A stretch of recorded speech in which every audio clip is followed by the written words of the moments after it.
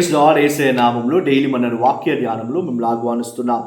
ఈరోజు కూడా దేవుడు వాక్య భాగాన్ని ఫిలిప్పీలకు 3వ అధ్యాయం 14వ వచనం నుంచి చదువుకొని మనం ధ్యానించుకోబోతున్నాం. క్రీస్తు యేసునందు దేవుణ్ణి ఉన్నతమైన పిలుపునకు కలుగు బహుమానమును పొందవలెనని గురి యొద్దకే పరుగెత్తుతూ చున్నాను అని అపోస్తలుడైన పౌలు లేఖలను రాసేది చూస్తున్నాం.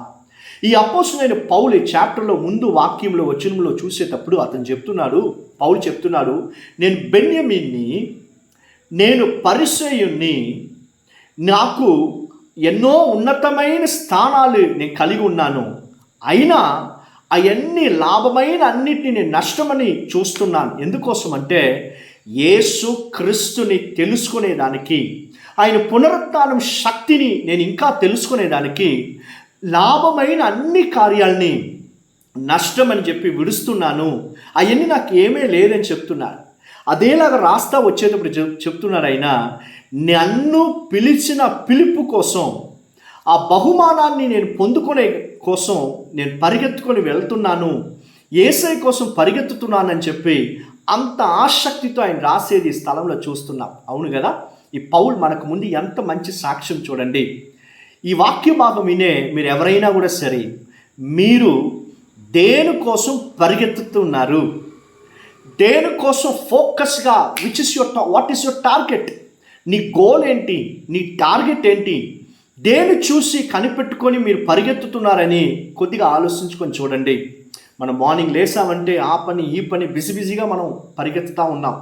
ఒక్క సెకండ్ కూర్చొని నేను ఎవరి కోసం పరిగెత్తుతున్నాను, ఎందుకోసం పరిగెత్తుతున్నాను అని చెప్పి కొద్దిగా ఆలోచించుకొని చూడండి. యేసయ్య నిన్ను పిలిచిన పిలుపు కోసం పరిగెత్తుతున్నావా? ఆయన ప్రణాళిక నీ పైన ఉంది కదా, దానికోసం పరిగెత్తుతున్నావా? లేకుంటే లోక సంబంధమైన కార్యం కోసం నువ్వు పరిగెత్తుకొని ఇంకా నీ టైంని, నీ దేవునికి ఇచ్చిన ఆయుష్ రోజుల్ని పోగొట్టుకుంటున్నావా? ఈ లోకంలో అనేక సార్లు మనం ఏం చేస్తున్నామంటే డబ్బు కోసం, మనుషుల కోసం, ఏదో ఒక పొజిషన్ కోసం, ఎవరో నన్ను అప్రిషియేట్ చేయాలని చెప్పి మనం ఇలా పరిగెత్తుతానే ఉంటాం. ఆఖరికి ఏం తెలుసా, వి లూస్ ఎవ్రీథింగ్. అన్నీ మనం పోగొట్టుకుంటాం. ఎవరు మనతో ఉండరు.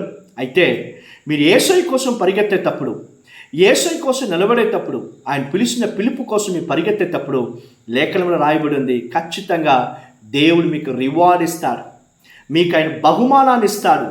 ఏం బహుమానం ఏంటి? నిత్య జీవం. ఆయనతో ఉండే వాక్యాన్ని దేవుడు మనకు కలిగిస్తాడు. ఈ వాక్య భాగం వినే దేవుడి పిల్లలారా మంచిగా గమనించండి. మీరు ఎందుకోసం పరిగెత్తుతున్నారు? ఎవరి కోసం పరిగెత్తుతున్నారు? దేవుడు పిలిచిన పిలుపు కోసం పరిగెత్తుతున్నారా, లేకుంటే లోక సంబంధమైన కార్యం కోసం పరిగెత్తుతున్నారా? మీరు దేవుడి కోసం పరిగెత్తేటప్పుడు, ఆయన పిలిచిన ఆ ఉన్నతమైన పిలుపు కోసం మనం పరిగెత్తేటప్పుడు మన గురించి అందరూ మాట్లాడతారు, రాయేస్తారు, మనల్ని అవమానిస్తారు, అవన్నీ జరుగుతుంది. అయినా అవన్నీ మన గురిగా పెట్టుకోకుండా ఆయన పిలిచాడు, యేసయ్య మాత్రమే నా గురి అని యేసయ్యని మీ ముందు పెట్టుకొని మీరు పరిగెత్తారనుకోండి, ఖచ్చితంగా మీ జీవితం అనేకులకు ఆశీర్వాదకరంగా మారుతుంది. దేవుడు మీ మూలంగా మహిమ పొందుతారు. ఎంత బాధతో ఉన్నా, ఎంత ఒంటరితనంలో నువ్వు ఉన్నా, నీతో మాట్లాడడానికి ఎవరే లేకపోయినా కూడా సరే, దేవుడు నీతో ఉన్నాడు. ఆయన నేను పిలిచిన పిలుపు కోసం ధైర్యంగా పరిగెత్తుతూ ఉండు. ఖచ్చితంగా ఆయన బహుమానాన్ని నువ్వు పొందుకుంటా. ప్రార్థన చేసుకుందామా? యేసయ్య, వాక్య భాగం వినే ఎవరైనా కూడా సరే ఒంటరితనంలో చేయబడబడి, యేసయ్య ఏ కుంగిపోయిన స్థితిలో ఉన్నా కూడా వాళ్ళని ధైర్యపరచండి యేసయ్య నామంలో.